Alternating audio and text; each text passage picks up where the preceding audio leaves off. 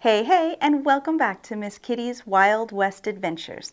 Today, we're diving into the remarkable true story of the legendary mascot Pistol Pete, whose roots can be traced back to the American Wild West and still lives on at the Oklahoma State University, the University of Wyoming, and at New Mexico State University.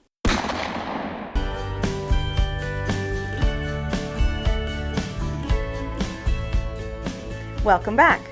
Before we begin, this video was suggested by Bueller by Bob Rooney. Rooney, calm down. Rooney! Frank Boardman Pistol Pete Eaton was born on October 26, 1860, in Connecticut. When he was just 8 years old, his family moved to Kansas. Tragedy struck when his father, an abolitionist, was murdered by the Regulators, a group of former Confederates who had once been part of the Quantrill Raiders. A family friend named Mose Beeman vowed, "My boy, may an old man's curse rest upon you if you do not avenge your father's death."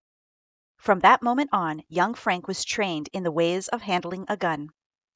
At the age of 15, Frank traveled to Fort Gibson, Oklahoma, to sharpen his shooting skills. Too young to join officially, he challenged and outshot the best marksman at the fort. It's said that the commanding officer, Colonel John Joseph Coppinger, was so impressed that he gave Frank a marksmanship badge and the nickname Pistol Pete. Frank would go on to claim that he served as a U.S. Deputy Marshal under the notorious hanging judge Isaac C. Parker, although no documentation exists to verify this. As the Oklahoma Territory opened up during the land rush, Frank settled near Perkins, Oklahoma, where he served as a sheriff and later became a blacksmith.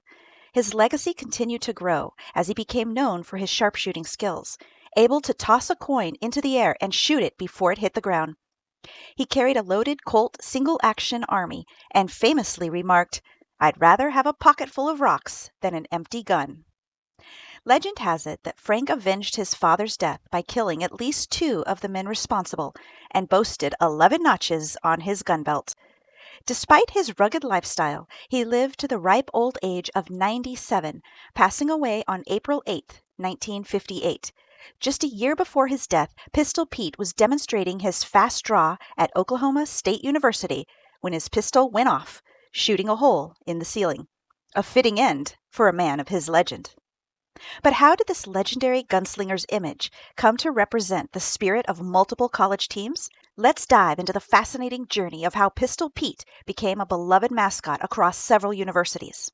In 1923, Eaton rode in an Armistice Day parade in Stillwater, Oklahoma, where a group of Oklahoma A&M students, now OSU, saw him and decided he would make a perfect mascot. Pistol Pete embodied the spirit of the American Old West and Oklahoma's pioneering roots, replacing the less fitting Tiger mascot.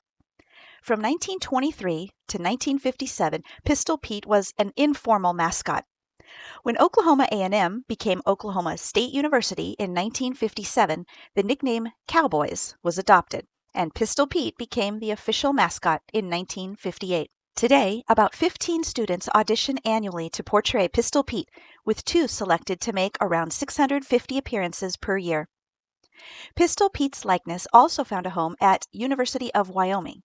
In 1891, a cowboy helped the football team against a Cheyenne team, leading to the nickname Cowboys. Pistol Pete first appeared as their mascot in 1917, and in 1966, U of W began offering his likeness on clothing. Despite a legal battle over the mascot rights with OSU, both universities reached an agreement to share the mascot, with distinct branding for each. New Mexico State University adopted the Pistol Pete image in the early 1970s, calling it Classic Aggie. However, a legal dispute in 2014 resulted in NMSU paying OSU a nominal fee to continue using the image under limited conditions. In 2005, NMSU attempted to disarm Pistol Pete, replacing his guns with a lasso, which led to widespread backlash and the slogan, "Who brings a lasso to a gunfight?" Even halfway around the world, Pistol Pete's influence is felt.